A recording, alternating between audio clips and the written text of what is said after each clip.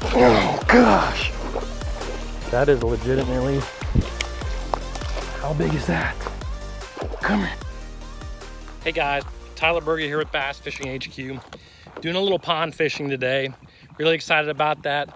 My boat's broke down right now, so just doing a little bit of pond fishing. I've never been to this pond before. I don't even know if it has bass in it, but we're gonna find out. So stay tuned, it's gonna be a good one.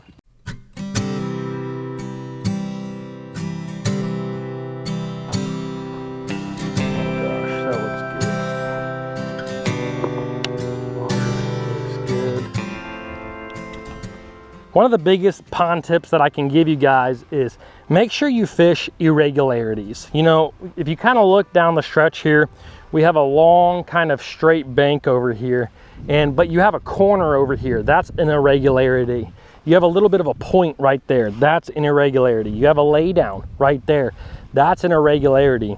You want to fish irregularities. You don't want to fish long, straight sections of the pond. You want to fish the corners, the points, anything that's irregular.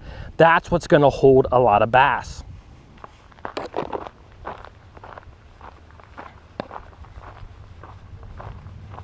You know, another thing that you always want to do when you come pond fishing is try to get, especially on, you know, public type ponds that get a lot of pressure, try to get to places where you think other people haven't gone. This is a lot of times where you're going to find bass.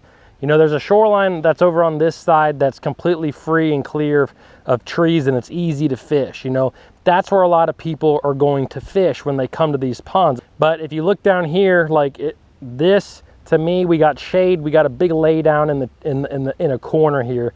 This tells me there's probably a bass here, but I'm literally going to have to hike down this. I don't even know where to start to get down, but this is a really important tip, is try to get to those places where you think other people haven't gone. Less pressured fish are easier fish to catch, and those are the fish that I want to catch. Oh, this is gonna be a bear to get back up.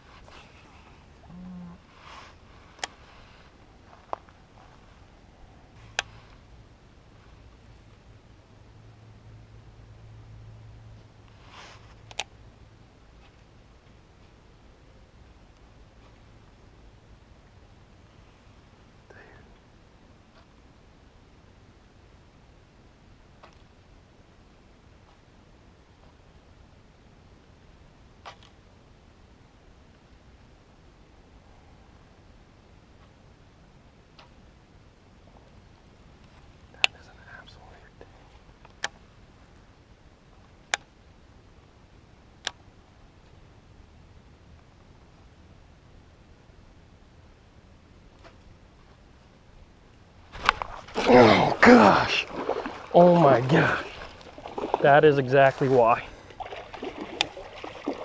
Oh my gosh, dude, that is legitimately, how big is that? Come here, come here, oh my gosh, are you kidding me? Oh my gosh, that might be a 6-pounder. He's probably not 6. He's probably a heavy 5 though. Look at that, dude. Oh my gosh, dude. Like, that is a toad. That is a solid fish. Oh my gosh, dude. I can't believe, I literally seen this fish right up in there, and he was after my bait. And I thought he was like a 3.5-pounder. Like, that's every bit of 5. My gosh. Literally, just like I was saying, came down here and just got, look at that thing, dude. That is a freaking tank, dude. I mean, that's every bit of 5 pounds. I mean, it might be pushing 6. I wish I had a scale.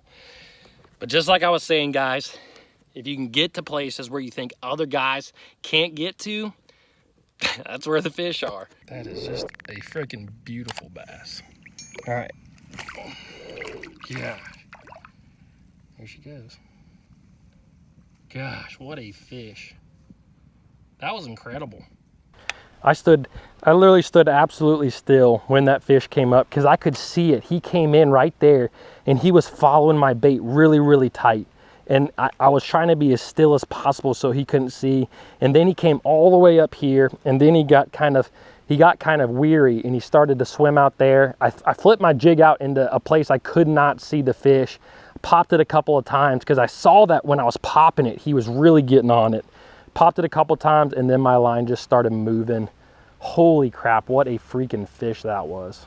Real quick tip about how a bank angler can fish a laydown like the one you see in front of me. So basically the worst thing that you're gonna wanna do is be where I am right now and cast out and drag your jig or your soft plastic or whatever you're using up. The reason you don't want to do that is if you look at a laydown in a tree, and if you look at the trees around you, you can see that the forks of the tree are all going to be going out this way. So if I start bringing my lure up the tree limb, up the tree branch, there's a lot better likelihood that I'm actually going to get caught in the tree limb because I'm going right up against that fork. If this is the fork of the tree here, if this is the crotch, my jig or my plastic can get caught right in that fork.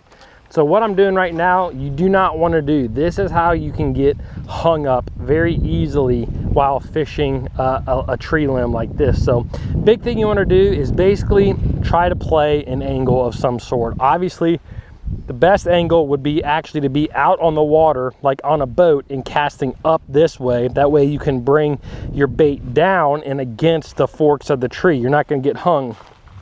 Or what you can do is simply walk over to the side a little bit. Walk to an area where now you have an angled cast. This is going to be a better presentation than going straight up it like I did just a minute ago. If I'm coming from this angle, yeah, I could still get hung up, but the likelihood of me getting hung up from this angle is a little bit better than if I'm straight up from the tree. So just a little quick tip, none of us want to lose jigs, none of us want to lose soft plastics and expensive tungstens. Try to play the angle of the tree the best that you can. Obviously, sometimes you just can't help it.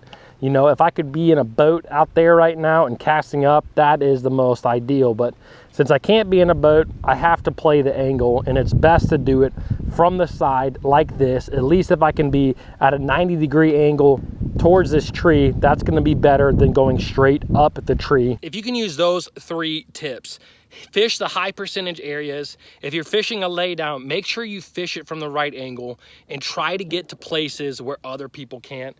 Guys, if you do that, you're gonna have a shot at a fish just like I caught there, a 5-6 pounder. That was freaking awesome. I can't wait to fish a little bit more. Guys, I hope you enjoyed this video. If you did, please like it, please comment below, and I'll see you guys in the next video.